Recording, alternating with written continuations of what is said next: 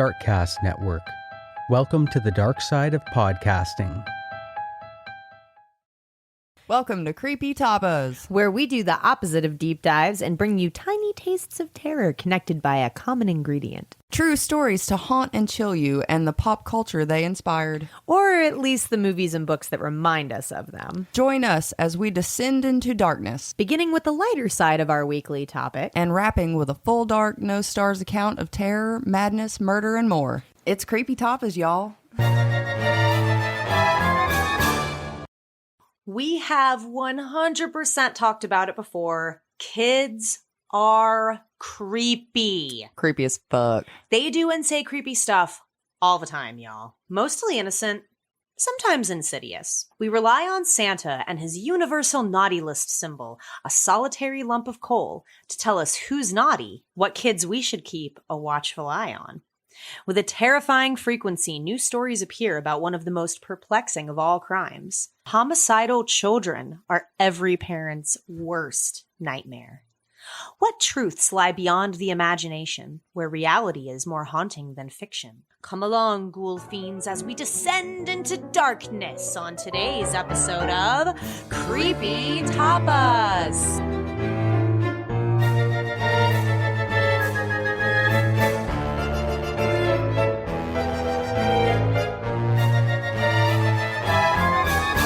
He saw when you were sleeping, what happened when you were awake. He knows where all the bodies are hid, so your soul is his to take. You better watch out, don't you dare scream or cry. Shut your eyes tight, I'm telling you why. Santa Claus is coming for revenge. Nice. Well, hey y'all, I'm Ash. And I'm Jordan. And today we're going to get into the naughty list. Woo! Were you ever shocked that Santa brought you a present because you were such an insufferable little shit all year? Kind of. I had a few surprises myself. What was the biggest one for you? Like where you were just like, man, I fucking sucked this year and I still got like a pony. Well, I never got a pony. Honestly, I don't remember. When I was a kid, I was an asshole. I feel like I've stated that several times throughout this show. I was a dick pushing kids off of jungle gyms and shit. Did you ever get a lump of coal? No. What? No. Santa was sleeping on your house, man. He must have been. Attention. Maybe he just turned a blind eye to it. It's like, oh, she's fine. She's going to grow up fine. It's fine. Hers got a little spoiled. Just a little bit.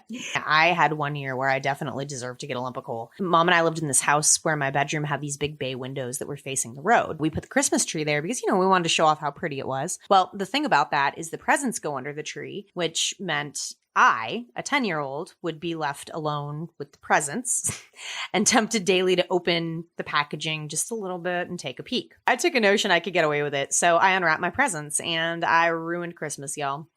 Oh, I bet. Yeah, Mom was so excited because she got me like these Hanson CDs that I really like. She got me all of them, like all three of them. And at the time, CDs were like, $25 a piece. Yeah, they were not cheap. So I totally ruined the surprise. But Santa still came. That was nice of him, even though you were a dick. He's really forgiving. I think there are some kids who kind of qualify as forever naughty, though. Yeah, I think so, too. Like, no matter how hard they try, they'll never, ever see another gift from old Saint Nick ever again. Like, you just cross that line, and that's Maybe it. we just never crossed the line. We probably never crossed it. We never crossed it. Because I do wonder about some of these kids that are, like, serving out sentences that are like minors. Some of the children we talk about today committed crimes when they were like 8 years old. Oh, God. Do they give them a little Santa Claus at the institution, or are they like, listen, if you're old enough to be killing people? Probably. I wonder if Santa visits the psychiatric ward. I'm not sure. Are you listening from a psychiatric ward? No. Write us. No. creepytapas No. at gmail.com. No. Yes. No. Before we get into our show today, I want to give a big shout out to our network, the Darkcast Network. Darkcast Network. The light shines brightest on R&D podcasts. There you go. I'm going to be doing some work for the network, interviewing some other pod hosts for our Spotlight on Darkcast segment. We'll be sure to share links to these guys because they're going to be so much fun. Also, be sure to check out some of the other shows on the network. We always advertise them here, and there's some really stellar content to check out. Darkcast Network, y'all. Darkcast.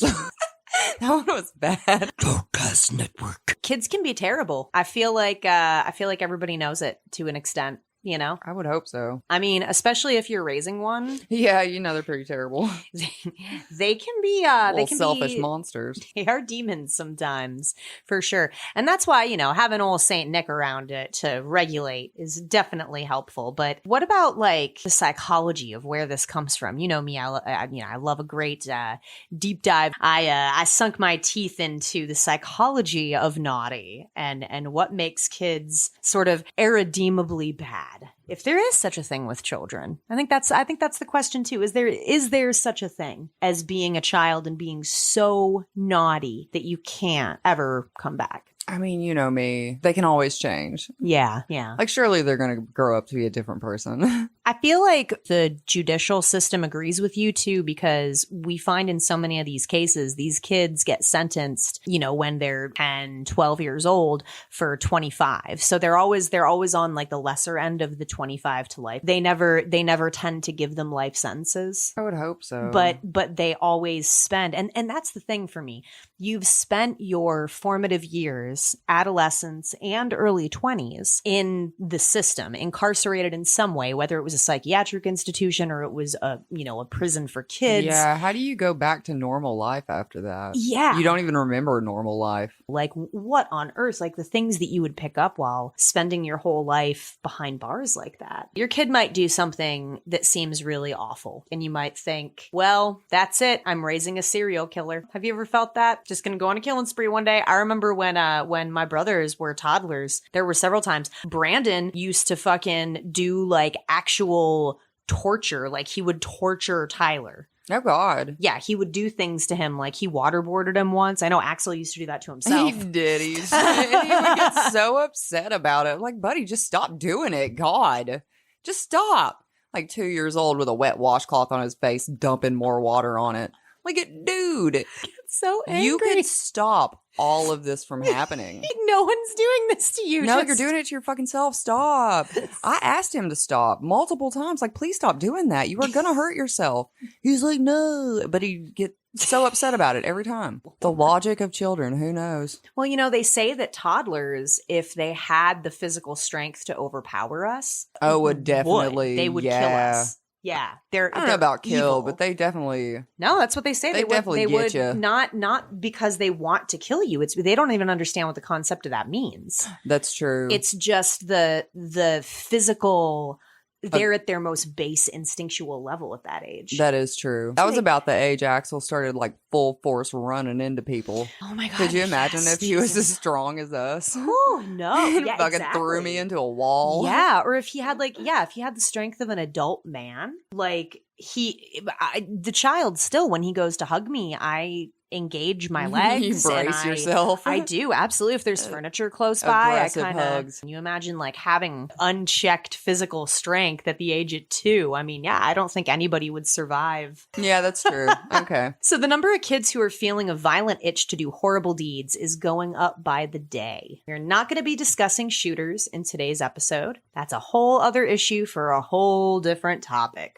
But kids who go for more intimate and close methods of violence somehow feel more unreal. Like you can't imagine that a child would take a knife and stab or, bludgeon somebody to death. It's so much more personal than shooting a gun from far away. I can imagine a disconnect there at least. So I think that sometimes when we're talking about kids who get all stabby, kill, it definitely has a different level of like psychological terror than a kid who picks up a gun and shoot somebody. There's that disconnect that you can have when you're firing a gun because you're so far away. You're just operating a machine. Right. But when you're stabbing somebody, you're up close and personal. And the amount of power, we've talked about it before. Oh, yeah. To break someone's breastbone. to stab an internal Be organ. an aggressive ass kid. Holy shit. You have to fucking try. Yeah. You know, people are, it's weird. We're like simultaneously easy and hard to kill. You got to try. Like, that's one thing I've noticed in a lot of true crime. Like, you can't Half-ass accidentally. Yeah, like people will survive some shit. That is true. You know, for real. So hearing that a child of the age of like 8 or 10 like did these that, like, it's just like, holy shit, whole different level. So where Jordan is always trying to justify how a parent could harm their child because it's so unreal to her, like, oh, you know, I'm sure she just had temporary insanity. She didn't mean that. Surely she didn't mean She to. disassociated. Yeah. That kid was a monster. Well, I'm the same with kids doing awful things. Like, surely there must be someone to blame other than the little bean who just didn't know any better, right? You know? Sometimes them beans do know better. Sometimes they do. Well, psychiatrists warn that there is no one type of childhood killer. However, violent kids do frequently come from families where they witness or are victims of abuse. Dr. Benedek, an adolescent psychologist, told The Times, The young murderer doesn't come from a typical American family. The average American parent doesn't need to fear being murdered. regardless, there are more homicidal behavior among young children than is reported, We see only the tip of the iceberg of violence in children. said Dr. Lester Adelson, a chief deputy coroner in Ohio. Dr. Anderson published a study, The Battering Child, in the Journal of the American Medical Association. Here they reported on 5 Cleveland, Ohio cases where babies 2.5 to 8 years killed infant relatives. I'm sorry, what? Yes. Little kids killed babies? Yes. Aged Oh. 2.5 to 8 years old. A 2.5-year-old killed a baby? Yes. What? Not just one.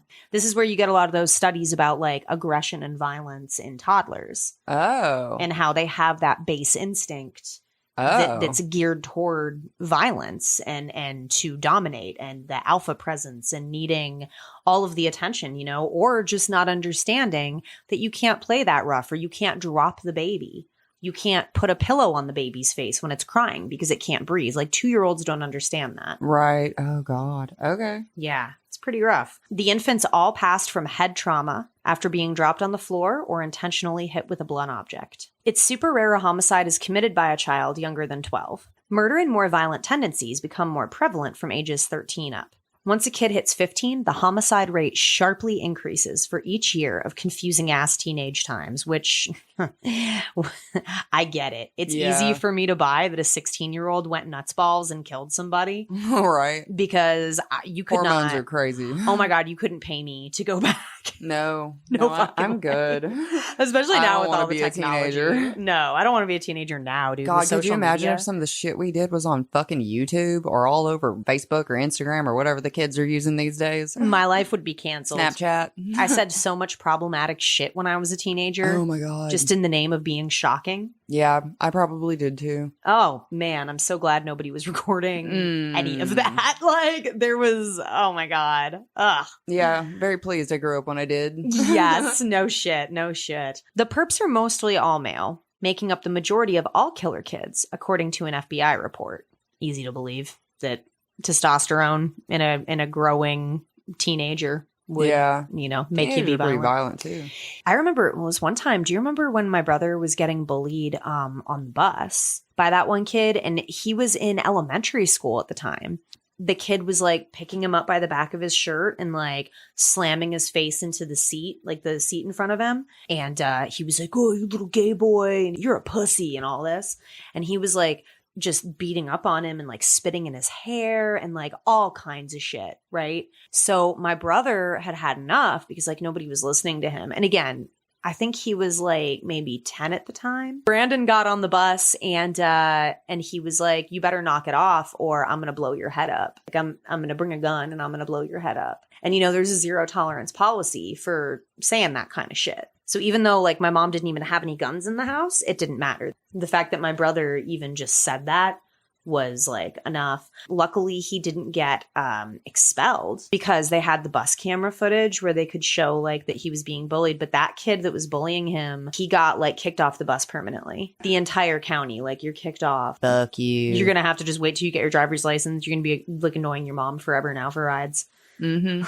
you know? I knew a few kids that got kicked off the bus. Yeah, man, they don't fuck around like that. But my brother did get suspended for like, I think a week. So yeah, kids say some shit, I guess is the point. Of the whole lot. Yeah. Dr. Alan B. Zentz and Elise H. Zenoff, who both work as professors at George Washington University, have identified 2 subsets among kids under 16 who've taken lives. One group are non-empathetic murderers, or children who lacked empathy or the mental ability to put themselves in someone else's shoes.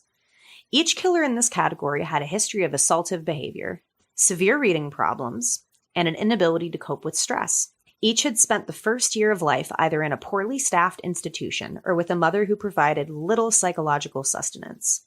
In one such instance, a murderer at only 15 was charged within a year with the slaying of an elderly woman and a 6-year-old girl. I don't know the girl, so why should I have any feelings about what happened to her? He said. It's really a fucked up opinion, my guy. Right? Cold. Yeah, that is some cold ass shit right there. According to Dr. Zentz, therapy is unlikely to change such unfeeling murderers. The researchers' second category they found was sexual identity conflict murderers. These boys were bullied for effeminacy and carried a weapon because they lacked physical confidence. Maybe they got picked on for being too thin or short, or maybe they were even quieter than their masculine peers. Typically, these kids come from homes where the mother is dominant and the father, if he's there at all, is passive, maybe even too passive. Although the murders are almost always committed in passion, they are frequently encouraged by a parent. In one example, a 13-year-old, we'll call him Sam, had been tackled by an older and bigger kid during a football game. The bully shoved Sam's head into the mud, embarrassing him. Sam's parents had always said he should do anything he can to defend himself. Mortified, Sam ran to his father's grocery store, grabbed a butcher knife, ran back, and stabbed his tormentor in the heart. Where was dear old dad? Standing by, watching, shocked. Yeah, I could imagine. I mean, you don't expect your kid to do that.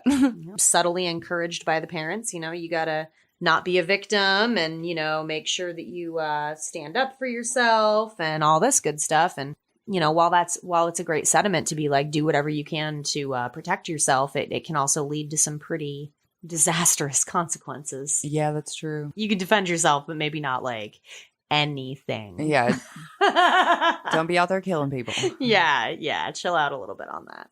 Dr. Zentz said that these type of murderers suffer guilt and can benefit from psychotherapy and are unlikely to kill again. a parent can also covertly encourage the murder within a family. In the Journal of the National Association of Social Workers, there's a case where a super frustrated and angry mom said with total conviction that she wished her ex-husband was dead. Their children, 7 and 8 years old, eventually received the message as marching orders and killed their own father. What? Yep. A parent can also complain about siblings to other siblings, like, "Your sister is such a psycho. She ruins everything." You know, that kind of talk may inspire the child receiving the message to then harm the other child, sort of like a chivalrous act. "Don't worry, mommy, I'll kill the bad guy," you know? And then boom, your other kid just got iced. You put a hit on your kid. You did. You put a hit on your child. Put a hit on your kid. And then I gotta wonder, like, is it really their fault? I mean, they still made a choice, but they're little. You know what I mean? Their brains are basically mashed potatoes.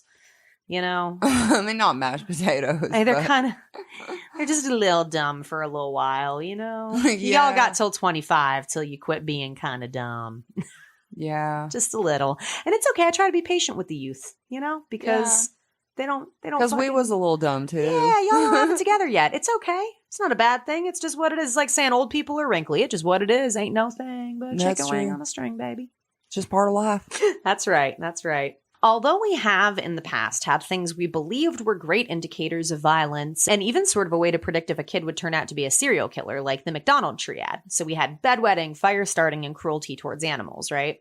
Well, behavioral scientists say there is, at least not as of right now, a reliable way to predict violence. So even though there were some serial killers that also were into fire setting and wet their beds a lot and were cruel to animals as children, it's kind of like the correlation between global warming and the amount of pirates. Like the amount of what? Did you say pirates? You've never heard of that? No. Okay, so there's this religion called Pastafarianism. Okay. And they worship the flying spaghetti monster, the Church of the FSM. They try to present how silly some of the major religious beliefs are by saying things like, oh, we have to increase the number of pirates. because the earth is getting warmer as the number of pirates decreases. So we need more pirates. Well, that's not inaccurate. I mean, so the whole thing is you can read data and you can extrapolate whatever you want from data if that's what you're looking for. You know? So it doesn't necessarily mean that if your kid wets the bed, sets fires, and is mean towards animals, they're going to become a serial killer. But it might. Well, it turns out that is completely up to you. So this whole notion you can spot a killer by looking into someone's eyes or analyzing your kid's bad behaviors is not actually delivering results. Sarnoff A. Mendick, professor of psychology and renowned violence expert, what a title, by the way, I know, right? has concluded that social and family factors are probably more significant than any other cause of violence. However, there are also biological factors. Dr. Mednick and other researchers have discovered criminally violent folks have a sluggish autonomic nervous system response. Your autonomic nervous system is a network of nerves that handle unconscious tasks like your heartbeat and your breathing. An inordinate number of minor physical anomalies. So minor physical anomalies are thought to indicate disruptions during fetal development, found to predict behavioral problems and psychiatric disorders, especially anomalies of the mouth. What do you mean anomalies of the mouth? So hair lip. Like cleft palate and stuff like that? Yeah. Axel has wasn't like a cleft palate all the way, but the roof of his mouth is so high, it was like borderline. Right on. So yeah, that would be an oral physical anomaly. Oh no, he's a psycho. Oh no. A high prevalence of abnormal EEG. An EEG, for those who don't know, is a test that records the electrical activity of your brain. An abnormal EEG means that there's a problem with brain activity in a certain area. It's sort of like a map of brain waves. This can offer a clue in diagnosing various neurological conditions, which of course can help with treatment. I found in my research that sometimes when children are having wild outbursts or seem to have issues with hyperactivity, listening, and impulse control, it may even be an indicator of pediatric epilepsy. I'm no doctor, so always communicate with your pediatrician if you're worried about your little guy. The brain is so important, y'all. Got to take care of your cranium. It's the only home your sanity's got, but bum. Ain't that the truth? You're like literally locked in your, like, that's it. That's you. You are a prisoner in there. Take care of it. I actually got a little anxiety when I was writing that because I overthought being trapped in your own head. Did. Well, my partner has COVID right now, but I don't. So we've been like isolating in the house. And so I've been just sort of alone with my thoughts. Uh-oh. And when I was researching this, I had a few edibles and I was sitting down and I was like, oh my God, like all I am is my head. The rest of me doesn't even matter. I'm a prisoner in my own skull. And I start getting like wild anxiety of like, what even am I? You're hilarious. Dr. Mednick, violence expert, said, many violent individuals suffer defects in the frontal and temporal regions of the brain, which have been associated with impaired self-control. When he took a hard look at the evidence, the facts led him to believe these brain dysfunctions are not genetic. He hypothesizes the brain impairments are from accidents or other environmental events. Does this mean a bump on the head will ruin your baby for the rest of its life? Probably. Well, that's entirely up to you, the parent. Most brain-impaired youngsters are not violent. A stable family life protects a brain-damaged youth. So there you go. Make sure you're nurturing and loving, y'all. Dorothy Onto Lewis, a psychiatry professor at NYU, has also found a connection to homicidal children and brain damage. However, she and her colleagues present the idea a violent homicidal father is the most important factor when explaining a child's violent aggression. These kids have often witnessed a violent level of murderous aggression toward their own mothers and family members. The research also suggests that children capable of killing are more likely to have an institutionalized mother or an alcoholic father. They compared in this study killer kids under 12 years old to other children brought into the same psychiatric service. While studying the violent kids in this control group, Dr. Lewis observed about 80% of them had survived extreme violence toward themselves or other people in their home. Violent children who came from nonviolent homes only made up 20% of the group, which really speaks to how much it matters how you are around your kids. Dr. Lewis said, it curdles your blood to hear what the parents have done. She believes the best predictor of violence is past violence. There is a large contingency of behavioral scientists that advocate for these violent minors, saying if you're a child charged for murder, you need to have a full psychiatric exam, which I agree with. Yeah, I do too. You know, because like I Say said, something wrong. it's kind of like a pit bull. You know, they're not inherently bad, y'all. But if you kick it in the teeth every day and, you know, Yeah. eventually it's going to be mean. Yeah, That's what it do. that is true. You gotta raise things with love, puppies and children. Don't kick your puppies or your kids. Don't do it. It's Especially not in nice. the head. Ooh. Sadly, many young murderers are not given therapy or even a mental health exam. Isn't that wild? That is kind of crazy. Dr. Theodore A. Petty, a professor who specializes in young murderers, says, Our society would rather put these people away than treat them. We have an idealized version of childhood. We find child murderers so disturbing because we can't possibly believe that children are so desperate that they would kill. yeah, like with grown-ups, like I sort of get it. Like life is tough as hell. Yeah, with kids, I'm kind of like, what's got y'all stabby kill slice, you know? Like, fuck, man. Jesus. Have a damn fidget spinner and settle the hell down, you know? I mean, if that's what gets you through. But if you think your child is exhibiting harmful behaviors towards themselves or others, do not hesitate. Notify a professional. They can help you. Don't be a Google doctor. Don't be an armchair specialist speculating about your kid's mental health. Yeah, because you're probably wrong. Yeah, you're probably wrong. It's not going to help them. So be sure to connect with a pro who can see your child through to a healthier tomorrow.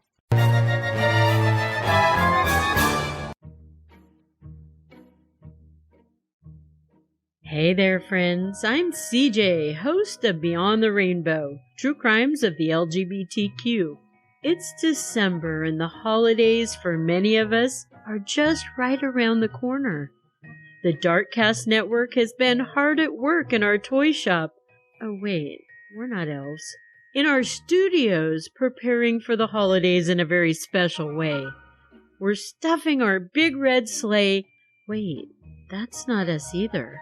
We've been recording tales of the nice and the naughty from all around the world, so we can bring you 2 very special episodes, featuring topics like the Dutch tradition of pickle in a tree and burning of the devil in Guatemala, true crime tales of the Lawson family and killer kids. There will also be cryptids and folklore with Krampus, Bell's Nickel, and Le La Chusa. So put your comfy jammies on, grab your mug of hot cocoa, and join us by the fireplace for Darkcast Holiday Naughty or Nice Stories. They'll be available on the podcast feed that you're listening to right now on December 19th and December 20th.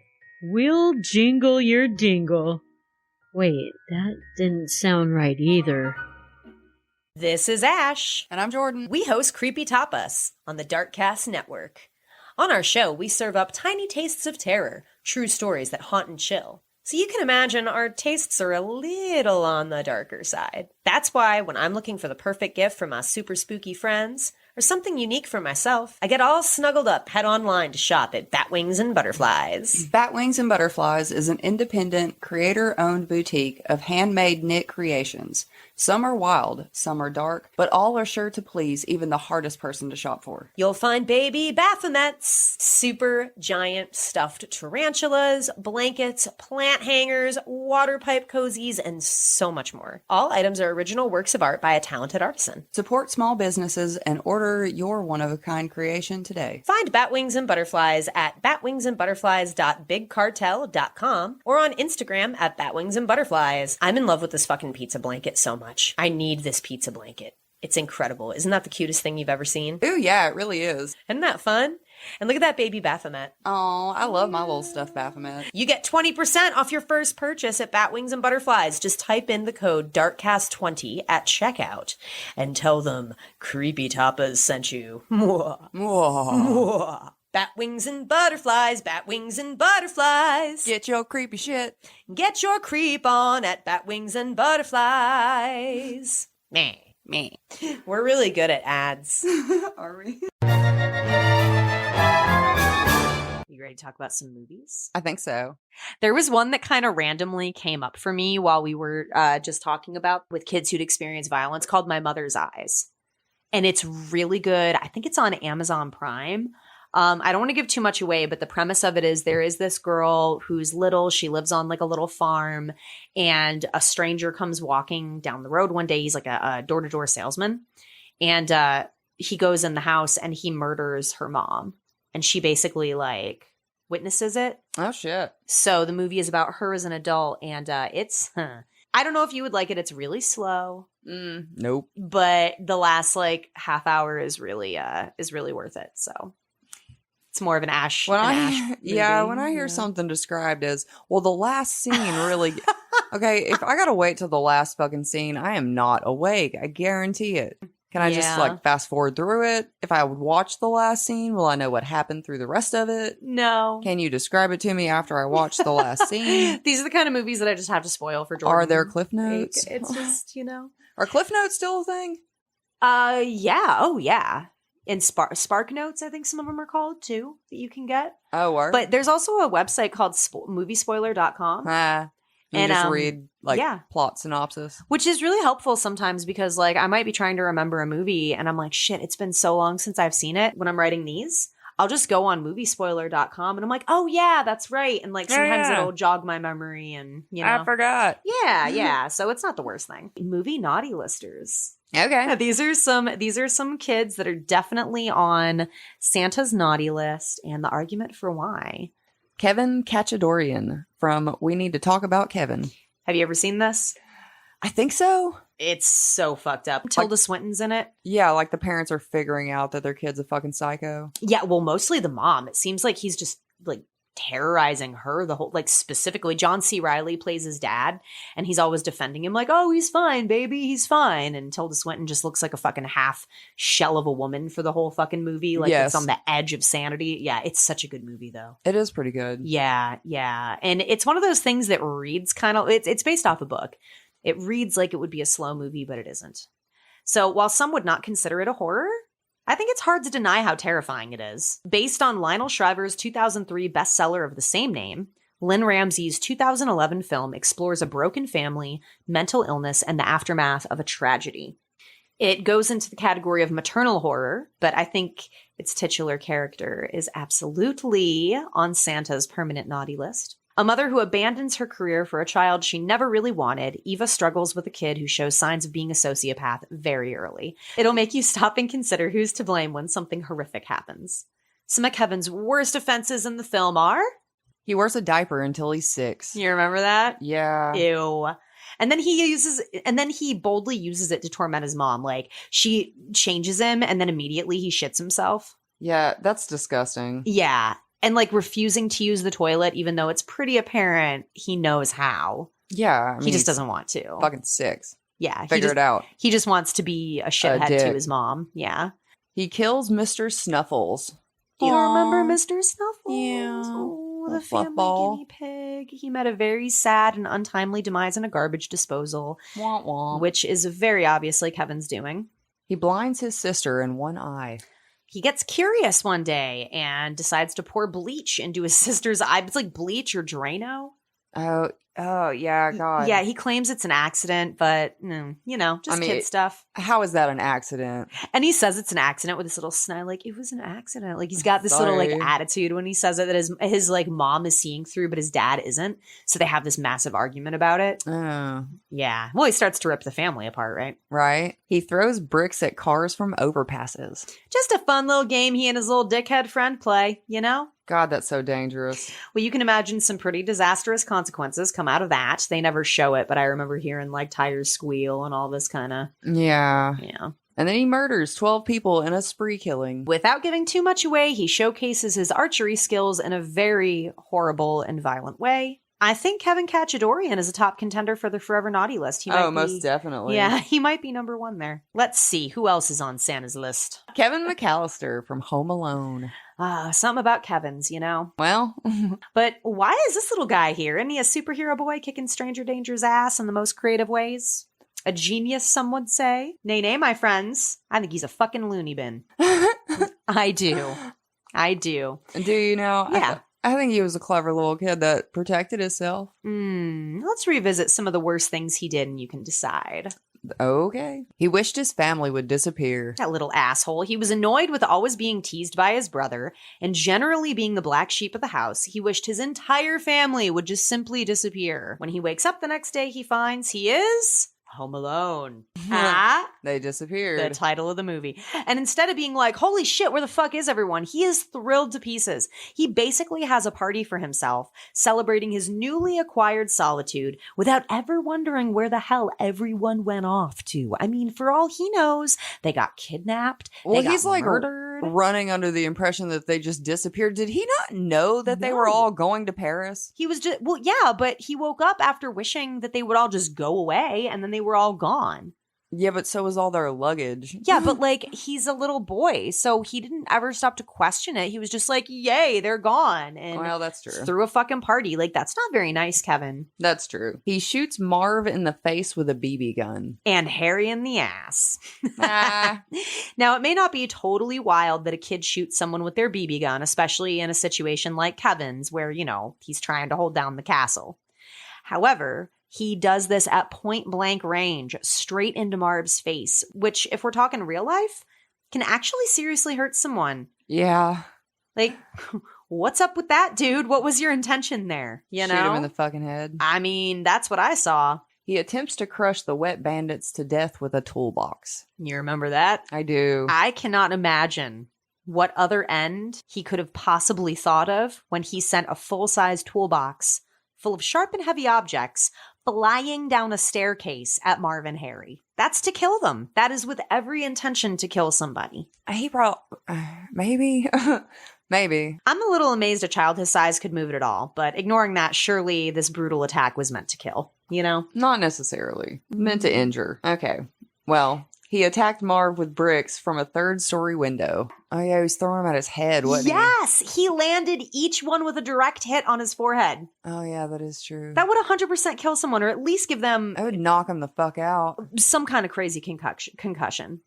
I mean, like, I can't... That was pretty brutal. He loves to set Harry on fire. He lights this guy on fire like it's his damn job. In the first and second movie, Kevin lights Harry's head on fire, a move which, if done in real life, would leave the victim severely scarred, damaged, and potentially dead. Yeah, if I can melt all their face skin off. That'd be awful. Okay, well, he electrocuted Marv. After a swinging paint can explodes all over his face, another of Kevin's lethal pranks, by the way, Marv is trying to clean himself up. Kevin waits behind the sink, gradually turning up the dial as soon as Marv touches the sink handle to increase the amount of electrocution running through Marv's body. He cranks it so high, all we can see is Marv's skeleton.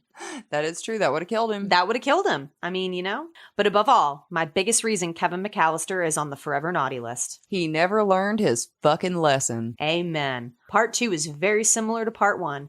Kevin is pissing everyone off with his incessant bullshit, but he did have a sweet moment at the concert before his brother fucked it all up when he was singing that song. He was like, oh, no, no, you know? I like your impression. My balls haven't dropped. You know, and he was singing that little song.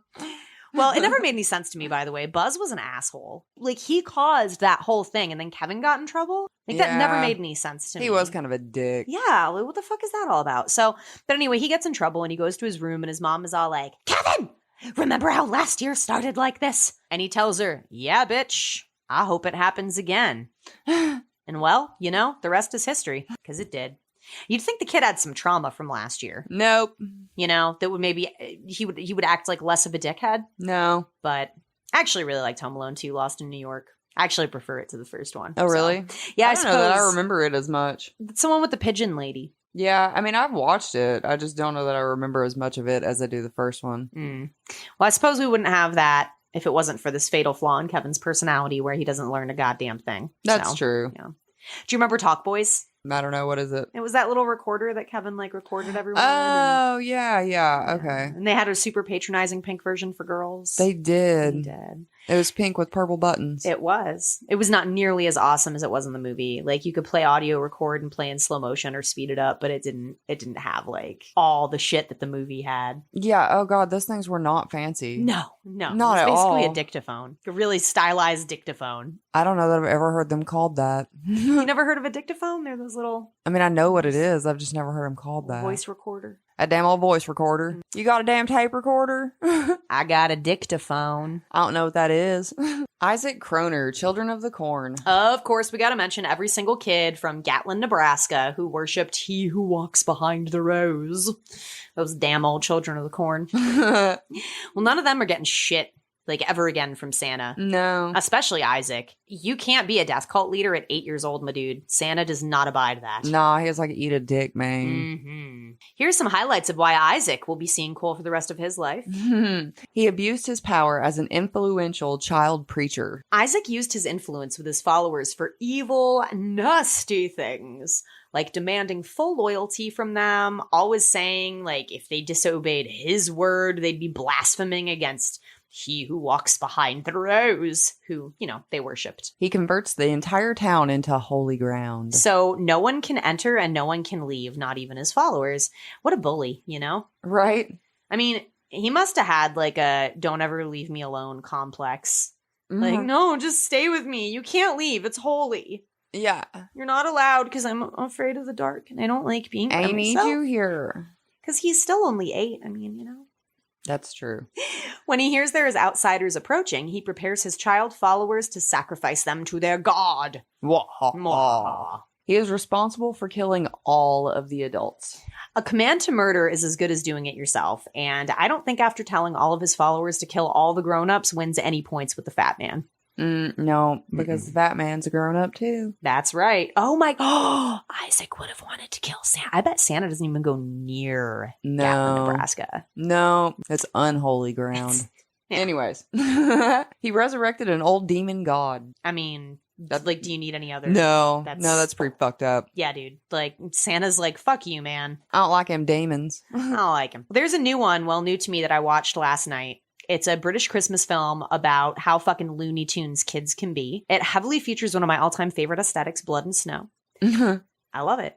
It delivers some pretty fast-paced scares and effective tension building because you're wondering what the actual hell is going on with all these little kids. It's really graphic, it's really fun, and it's a fast movie. I love how, like, no matter what the parents do, the kids are going crazy and they're just trying to kill them. And I don't think that's really a spoiler. That's like the crux of the whole movie. It's called The Children. So we're going to take a quick break. And when we come back, we're going to get into some real life naughty kids. Uh-oh. Definitely on the fucking naughty list. Yeah, they suck pretty hard. So enjoy a word from our sponsors. Do.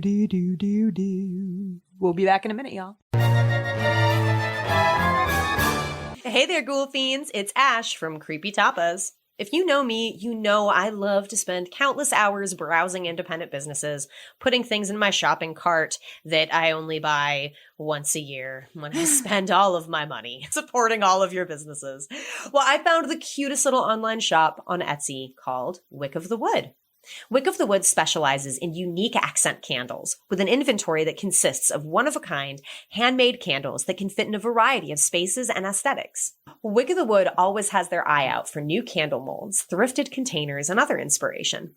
The idea that everyone can have a candle that fits whatever quirky space they need inspires Wick of the Wood to think outside the candle mold and make any idea you might have a reality. Since she was a little girl, the owner has always dreamt of having a little shop where she could sell her handmade items. Under the watchful eye of her dog, she lovingly hand-makes each item, packages them, and mails them to you from Seattle, Washington. But you don't have to take it from me. Here are some testimonials from several happy Wick of the Wood customers. Susie says, 5 stars. I've ordered from this shop, and every time it's an amazing experience. Everything smells amazing, and the packaging is always so cute and functional. This is my favorite candle shop. Tandra also gives Wick of the Wood 5 stars. These are so cool. I only burned 3 so I could keep one for show.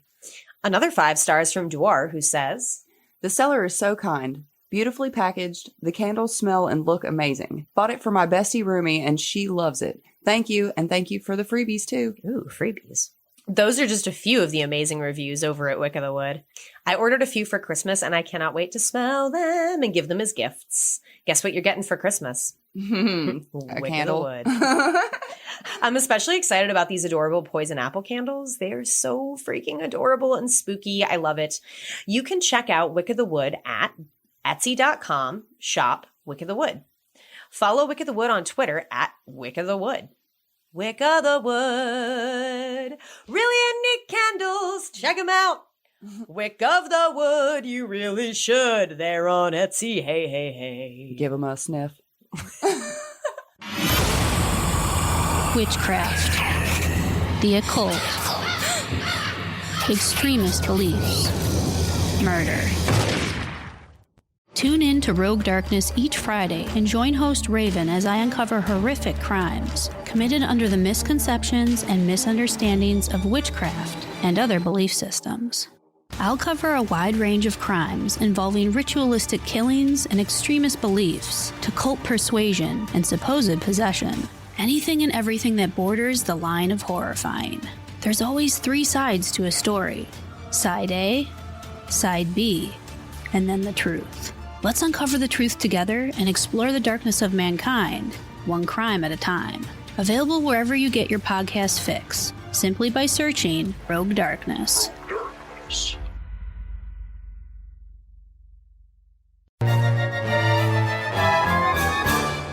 Ghoul Fiends, we're back.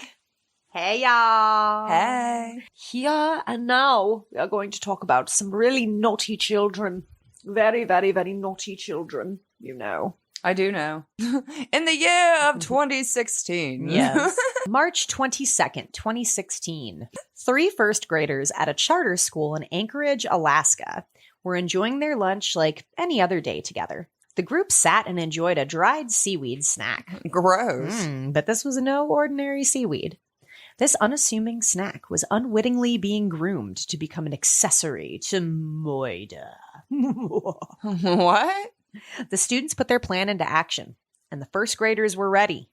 But then, suddenly, the school resource officer approached, separating the trio of deadly murderers, and began questioning.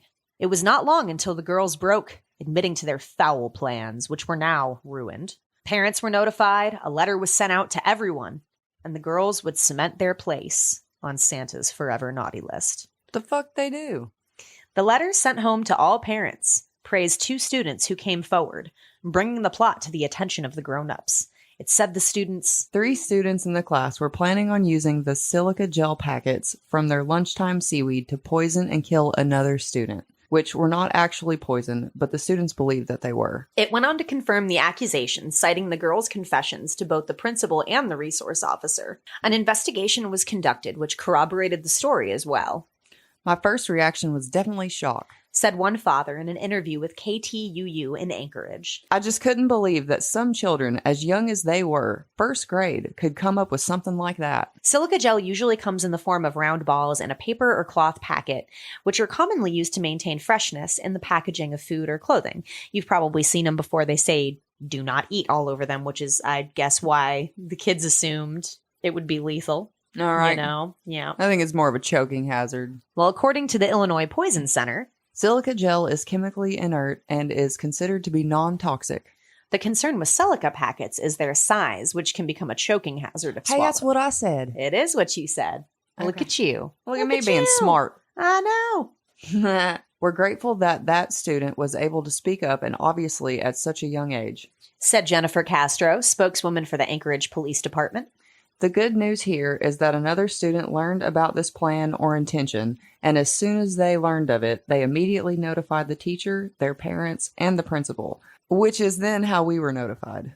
Police have investigated the incident, but said no charges would be laid, leaving punishment up to the school instead. But some parents are upset, saying the discipline isn't good enough for them. Is that the appropriate punishment for a school that has a several-year waiting list to get in? A first grader's parent asked. It's a lottery school, and there is plenty of other kids waiting to get into this school. I don't think that they deserve to be here. Well, damn. Okay. Well, according to the district, at the time of the incident, they had a waiting list of 405 kids. Police remain happy that no one was seriously hurt and urge parents to use the incident as a safety lesson for children. Teach your kids that if they hear something like this, something where someone intends to do harm to someone else, that they should tell someone that they trust right away. Jennifer Castro said. It is important for parents to talk with their children about speaking up when they learn of something that could potentially harm others. Teach your children, teach the kids to not be assholes this Christmas and to rat on murder plots. Right? Their We're classmates. always telling murder kids plot. not to tell on each other. Don't be a tattletale. Well, The I mean, if somebody wants to murder their classmates by feeding them poison, I mean, are you going to specify when you tell your kid not to be? Don't be a tattletale, but unless somebody is trying to kill you. Do you specify? I don't know. My mom always told me to be a tattletale. Oh, well, I mean, my I mom guess was we very were... like, I don't give a fuck. If you see some shit, you fucking tell. I don't care. That's funny. I mean, my mom probably just got tired of us telling on each other for stupid little shit. Like, don't be a fucking tattletale. No, I learned that snitches get stitches in these streets. So, Well, well, Santa's a pretty forgiving guy, I think. I pulled some shit as a kid, like we were talking about earlier, and, you know, I still got presents. And I feel like, you know, those girls with that poison plot, you know, they probably earned at least 25 years on the naughty list, I think. 25. At least. You're getting coal. I mean, I would say a couple, but maybe not Yeah. forever. It's a pretty bad one. Well, they didn't actually go through with it. They didn't. All right. And it wouldn't have actually poisoned anybody. Yeah, I guess that's true. Even if they did try it, it wouldn't have worked. It, I feel like some people would have some plastic balls in their belly. like, Like, would oh probably no. just poop out. Yeah. Oh, Help, I dear. shit out pellets. Turn my kid into a bunny rabbit for 24 hours. Well, it makes me feel like he really believes in redemption. And if you're bothered to feel remorse for being a bit of a prick some of the year, I think he'll probably forgive you. As long as you feel bad. Yeah. Yeah. Let's talk about some people that I don't think feel bad. No? No, I don't think that these guys feel bad at all. Okay. Jesse Harding Pomeroy was a sociopath and a serial killer. Though he killed only 2 people, he brutally tortured many others during his short time of freedom and probably would have killed many more if not stopped. He was only 14 when he was caught. Despite his age and his relatively low body count, he took great pleasure in hurting his victims and then slaughtering them without a thought. By the way, trigger warning, we're about to get into some dark stuff. Whoops. The son of a Civil War veteran, Jesse Pomeroy was born in Boston in 1859. Well, he don't feel bad. He's dead. He is very dead. Super dead. He grew up in one of the worst slums there was, being raised by his widowed mother. He had a hair lip and one of his eyes was completely white. There you go with the physical anomalies. He also suffered from several light mental handicaps. He had some issues that they didn't understand either, to be fair, because it was 1859. Well, not much is known of his early childhood, but by the time he reached 11 years old, he was already torturing other young kids. In the 2 years of 1871 and 1872, Jesse trapped and attacked 7 boys, all of which were younger than him. In each case, he took each one to a secluded space where he stripped them naked and tied them up. The first victims were severely beaten, punched, and kicked until covered with bruises. However, Jesse then began using his knife in the attacks, slashing and poking the children, drawing blood as they were tied up. Because of his appearance, it wasn't long before the police got an idea about who was doing this, and they proceeded to arrest the 12-year-old, where he was sentenced to a reform school, where he was to be held until the age of 21. Instead of the 9-year sentence, Jesse was let go after just 2 years. Like a Richard Chase thing there where they're like, oh, you're fine. No, he's probably fine. It's fine. Just yeah. let you can go. You learned your lesson, right, son? Yeah, okay. All better then. Bye-bye. Bye. Well, while serving his term, he stayed on his best behavior, and the ward officials thought that he was actually reformed. He understood pretty well what he had to do to get out. He was not a stupid kid, and he made sure that he stuck to his plan. He was really conniving. He had a plan and he followed through.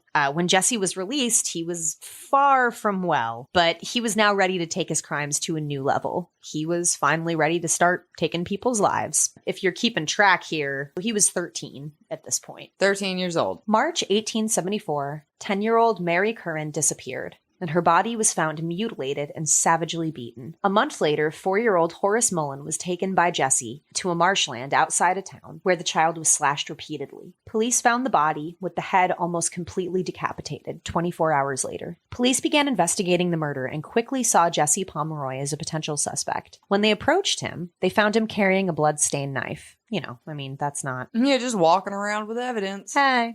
They also noted that his shoes were covered in mud and his footprints matched those of the murder scene. So, pretty incriminating. Yeah, kids don't really think about leaving evidence, do they? No. When they asked him if he killed the boy, Jesse replied almost matter of fact, I suppose I did. a 4-year-old. Like, How do you do that? I don't know. And you know, when Jesse's mother moved out of her house soon after, which I imagine she was like, "Fuck this, I'm gone." She had to get out of town. Yeah, totally. Because he hurt, like, I think they say that 25 plus is what he confessed to. There were so many kids that he'd like cut up and mutilated and hurt. That's he'd really affected this community. Yeah. So I'm sure she just had to get. Yep, gotta go. Mm-hmm. Bye. Laborers that were working on the flooring found the decomposing remains of Mary Curran buried in the basement. Jesse easily confessed to that murder as well. So, I guess at the time they didn't know that he'd killed Mary until they found her body in Jesse's basement. They only knew about the 4-year-old because they had found him. Yeah. Well, as if that wasn't enough for police, Jesse then confessed to the murder of 27 other victims. Damn. When officers began to dig around the home where he grew up, they found the remains of 12 other bodies. He wasn't even 15 yet. Damn. Found guilty of murder, Jesse was sentenced to spend the rest of his life in prison, where he sat in solitary confinement until he died in 1932. At this time, he was 72 years old. That's fucking insane. I guess they never found the other bodies. Like, there's, they only found the 14 of the 27. Damn. An interesting sidebar to all of that is that during Jesse's trial, they tried using him as an example of declining moral standards. So they were blaming like penny dreadfuls and dime novels. It was basically like comic books. Right. So they comic books are the devil. Yeah, Video games are the devil. Those first-person shooters are turning our kids into murderers. Dime novels are creating serial killers, I mean, the pornography. Yeah. Yep. So it's the same thing that evangelists and preachers do today, where they just use, television and video games and any kind of media as an excuse. The youth's acting out. Yeah, the why they youth's do being what violent. they do. That idea was thrown out the window because they asked Jesse if he read those dime novels, and he said no. So, whoops, I guess that didn't work out. But they definitely used it as a platform to cry against. It's really sad, and I wonder with today's technology if they could find the remains of the other victims. Some people think that maybe he made them up and that he didn't actually kill that many people, that he was just... Yeah, but if he was taking people to secluded areas, he might have buried people out in the woods or... Yeah. I mean, if they only checked around his house. Yeah, that's what I'm saying, is he might have just not told them anything. And I couldn't really find any information on like how extensive their search was. It's kind of that thing where sometimes in court where they'll be like, we tried you, like you killed 13 people, but we have hard evidence for 8, and 8 will be enough to put you away for life. And so we don't really need to pursue these others because we can already serve justice, which I kind of tend to disagree with, because all of the people deserve justice. The victims' families need to know. Right. I guess if you're looking at the judicial system from a strictly utilitarian view, where you're like, oh, we just, someone needs to pay for the crime. I feel like every crime deserves its day in court. That's true. And every life you take is a separate thing. Yeah. Lumping them all together doesn't do anything. Yeah. So that's Jesse Pomeroy. Child serial killer. So next we're going to talk about Shirley Wolf and Cindy Collier. Anna Brackett, 85 years old, opened her door on June 14th, 1983. And she saw 2 pleasant teenage girls. They were panicked. They told her that strange men were chasing them, and they had to come inside to use the phone to call emergency. What happened next was recorded later in Shirley's diary. Brackett, a retired seamstress and great-grandmother, was waiting for a visit from her son, Carl, who was going to pick her up around 6 p.m. to take her to a bingo game. As he was driving toward his mom's house, he passed these 2 teenage girls that looked like they were hitchhiking on the road. He just thought to himself, like, silly kids, whatever, When Carl arrived at his mother's house, he noticed an unsettling amount of quiet. When he entered, he found his mother's body on the living room floor, along with at least 28 stab wounds, one 4 inches deep. Holy shit. An autopsy would later show that she'd been beaten and strangled as well. Police that were investigating in the neighborhood found out that 2 teenage girls had been knocking on doors in the community earlier that day. You know, people listen to their, oh, my sob story. These guys are following me. We need to call an ambulance. Help. Help, help. And they decided, probably because they saw Clockwork Orange, to keep their door locked. They were like, no, Stanley Kubrick taught me there's no such thing as an emergency. Go away. Right.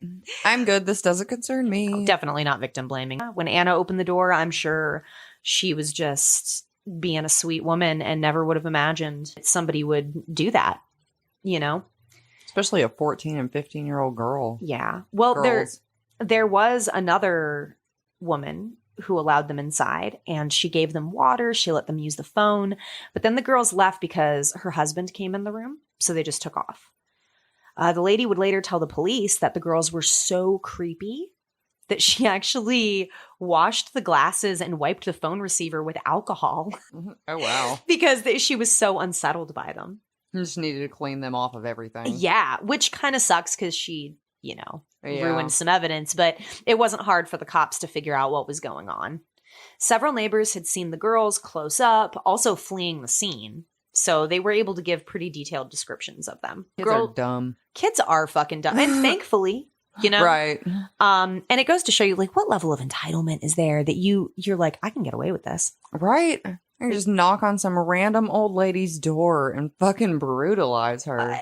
And like a 4-inch stab wound. Why? Well, the girls were locals. Cindy was from Auburn and Shirley was from Placerville, 28 miles away. Witnesses soon matched faces to names. Less than 12 hours after Anna's murder, detectives were knocking on the door of Cindy's house where she lived with her mother and brother. You know, because she's a fucking child and still lives at home. Right. She's 15. Yeah. The two of them were actually sleeping in Cindy's basement when police woke them up for questioning. Can you imagine? Nope. Being woke up by the cops. We're just having That'd a be slumber terrifying. party. Don't mind us. We were just sleeping. Huh? We didn't do nothing. Well, Shirley quickly confessed to everything. We did it. We killed her. She flatly exclaimed. They said they were scoring Anna's neighborhood for a car that they wanted to run away in. Anna's 1970 Dodge caught their attention, and they decided they wanted to steal it. Saw she was an old lady. Perfect car. Shirley said. Just a setup. We figured we'd kill her. Fucking scumbags. Right? Right. Just kill somebody for their car. Christ. This old lady. You could have jacked her keys and ran. Right? She was, she would have reported it stolen, but whatever, though. I mean, like, you still don't need, like, stabbing her that many times. Like, and again, I know we've talked about it before, like, the time that it takes. Right. To stab someone. This wasn't, like, they say it's about the car, but I just don't think it's about the car. No, they had some fucking aggression. They wanted to kill somebody. They thought it was fun. Like, she wrote in her diary. That it was fun. Yeah, like, I don't give a shit what they told the cops. Shirley Catherine Wolfe, 14 years old, scrolled in a ledger containing her most private thoughts. Today, Cindy and I ran away and killed an old lady. It was a lot of fun. Ugh. That diary is what... Yeah, her true feelings. Yeah, that's what she thinks. Anna, unfortunately, let them in, offered them nice cold drinks, had a conversation with them, got to know them for over an hour. Over an hour, these girls sat with her and enjoyed her hospitality before they decided to get down to business and do what they were really there for. Then I stabbed and stabbed. I stabbed her in the neck because if she lived, she would know who we were and report us, Shirley said. Anna begged her to stop. She told them that she was dying. And I turned and I go. Good, Shirley claimed. Someone's grandmother. And you know what's really fucked up too? When Anna's son called, they were there to confirm, like, hey, Mom, I'm on the way to pick you up. Because she was going to go to that bingo game. Right. So they took their cue to murder her off of her son's phone call. Well, they knew he was on his way. Yeah. So they were like, oh, you know. We better do this real quick and get out. So they know that this woman has. Or they would have had to kill him too. Right. But they know that this woman has a family, is my point. Yeah. For sure. They know that she's a mother, a grandmother. Like, they know this. They've gotten to know her for an hour. She looks at her and says good when she's begging for her life and saying she's dying. Yeah. I just can't imagine being like, a parent and hearing that my child did that, or like reading these quotes from them. Right. Must have just been a nightmare. Well, both girls appeared to actually revel in the cold-blooded murder of this kind old woman. We were going out to celebrate the fact that we killed someone just for fun. Cindy was quoted saying, "They seemed like sisters, or at least old friends, but in reality, get this, they had met 8 hours before the murder." Yeah. What? Yep. They just like brought out each other's psycho tendencies? I mean, they were kind of like us. They just hit it off right away. Yeah, but we're not psychos. When you know you found your kind, you know. That's true. Yep. They shared this crazy blind rage. They both had really, really, really bad childhoods. You know, sometimes I guess people find community in their pain.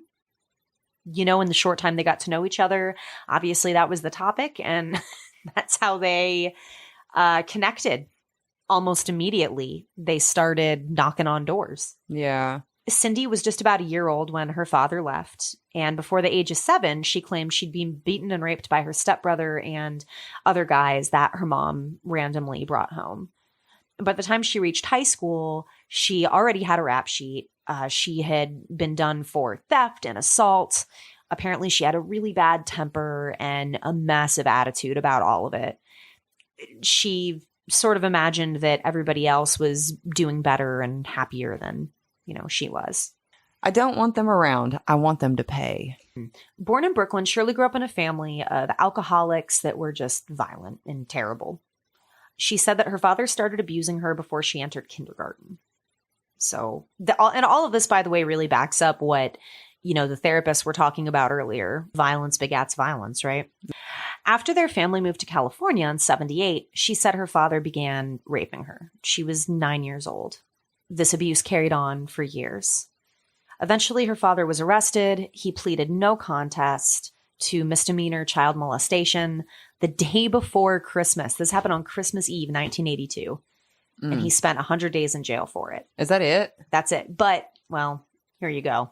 I was reading about how her father said that he had pled no contest because the lawyers said that that would be the best way rather than battling out the lie. But there was actually no corroborative evidence. And we don't want to say that, you know, Shirley's father didn't do the things that she claims that he did. That's not what I'm trying to say. But what I am saying is that they basically hit this point where her dad was like, if I plead no contest, I'll have 100 days in jail on this, you know, it was a misdemeanor child molestation charge. So whatever they did have evidence for, whatever the charges were, the charge was not raping a 9-year-old. The charge was a misdemeanor child molestation charge. Right. So I don't know all the particulars. Again, tiny tapas, just a tiny taste. But these girls, you know, there's a lot of stuff about them out there. So if you want to read about it, I'm sure like there's definitely information on that. But from what I can see, that was a strategic plea to try to reduce the damage done by his daughter. Right. He was quoted saying he just wanted to spend time with, like, he just wanted to get back to his family. Like, he just wanted it to be over. But the bad thing here is that she was then, you know, bounced around to different group homes and foster homes because since her dad, after 100 days in jail, went back to live with his wife. Right. You know, you can't be a child molester and live in the same address as minors. That's true. So she could no longer live at home, and thus she entered into the system. So she bounced around from foster homes to a group home, and then on June 14th, she met Cindy, who was a runaway from a work program. So in 1983, these two were found guilty of first-degree murder and burglary. It was a non-jury trial, and the judge took 15 minutes to make his decision. That's it. Well, yeah, I mean, they you know, kind of blatantly said they did it. Totally. Well, and like happily, gleefully admitted to things. Kind of proud of it.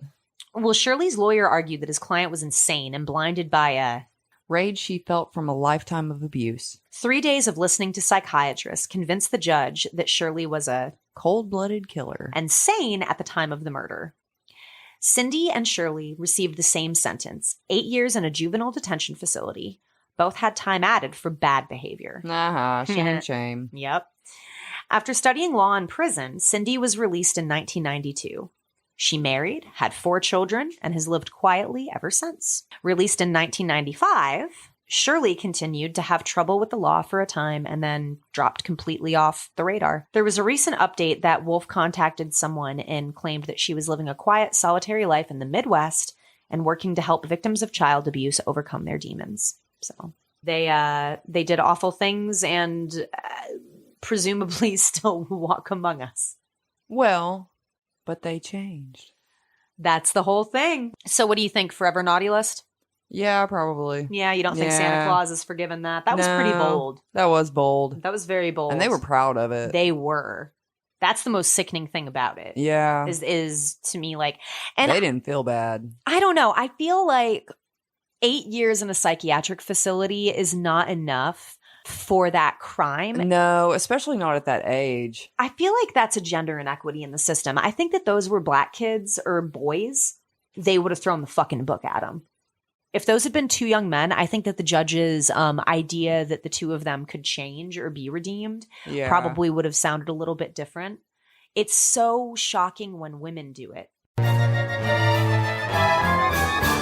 Our last naughty lister for you today is a really weird, fucked up one. Trigger warning, this does involve a really awful murder of a teensy tiny small child. Sandy Charles. Jonathan George Timpson was born in an isolated Cree Indian community on December 30th, 1987. He was playful and outgoing. He had a winsome smile and a couple of missing front teeth. His hero was Zorro. He was a lot like other little boys where he had a favorite superhero. Aww. You know?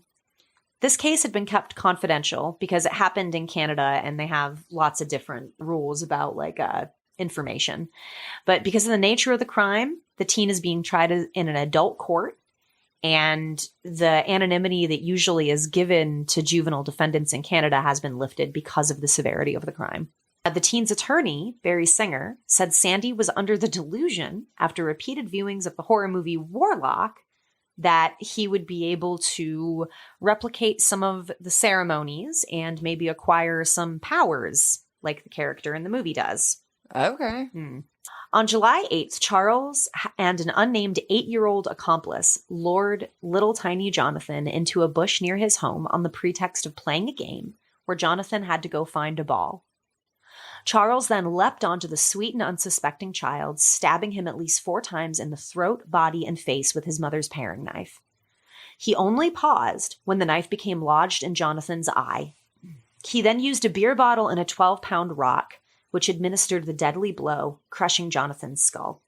Then, apparently mimicking a ritual he saw in the 1991 movie Warlock, Charles tore 15 strips off Jonathan's body using another one of his mother's kitchen knives. Oh my God, like cutting his skin off? Yeah. Oh my God. Prosecutor Ritter told the judge that Charles then returned home, put the strips in a soup can covered with foil, put the can on the stove, and cooked the flesh to reduce the fat to liquid. The idea was if you cut the fat off of a virgin, unbaptized child, then boiled it down and drank it, that it would give you the power to fly. 3 days after his death, Jonathan's butchered body was discovered in the woods by his cousin, who was part of a search party formed by local townsfolk. Charles was arrested 2 days later. After his arrest, Charles told the police that he was in the thrall of spirits when he committed the murder. I started to think about killing, he said. Something wanted me to. Defense lawyer Barry Singer said that Charles had been deeply affected by the movie Warlock, which he viewed at least 10 times in the days leading up to the murder. Like the title character in the movie, Singer said that Charles believed he would become a son of the devil and be able to fly if he drank the boiled fat of an unbaptized male child. Singer also called psychiatric experts who testified that Charles was suffering from a serious mental disorder and that he had lost touch with reality when he ended Jonathan's life. Prosecutor Robin Ritter suggested that Charles could tell right from wrong and noted that he and his 8-year-old accomplice, which I can't fucking believe that an 8-year-old helped him. Yeah, I know, that's wild. So the 8-year-old would not be charged because of his age, and he now lives in a foster home. They decided to kill a kid 10 days before the murder, and they actually pre-selected Jonathan as their victim. So it wasn't even like it was random. No, they straight up chose him. An 8-year-old and a 12-year-old chose a 6-year-old for 10 days. Like, it just, wow. and like stalk him basically and choose him like that. Like, that's just wild. That is fucked up. Yeah, dude.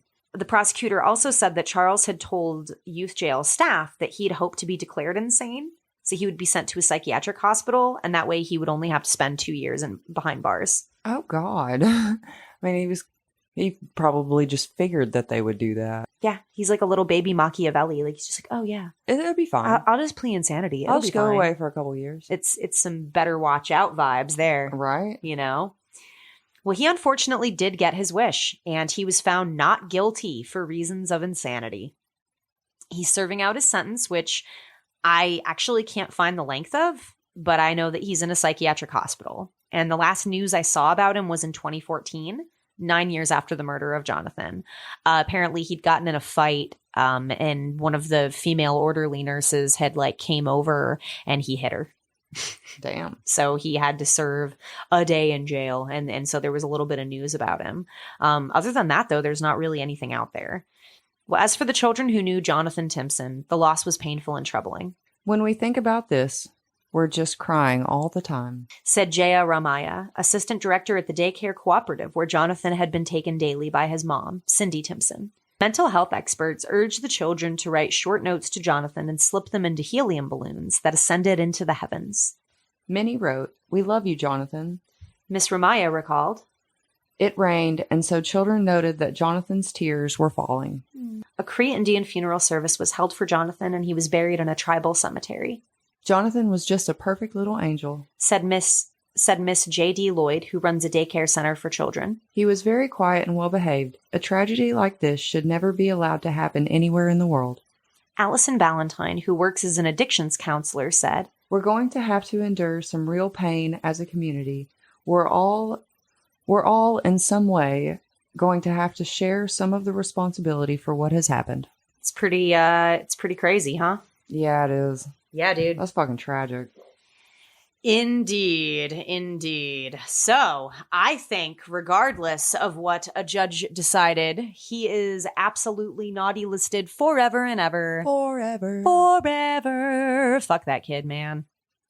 Damn old crazy. I don't care if he ever hears this either. You can fucking fuck you, dude. Fucking crazy. So, we're gonna see you guys next week. But that's been our show, guys. Thanks for listening. Thanks. Bye. Bye. If you want to keep up on things, you can hit us up on all social media. All of them. At Creepy Tapas. That's right. We're just Creepy Tapas. All over the damn place. Creepy Tapas is a free podcast, and we intend to keep it that way.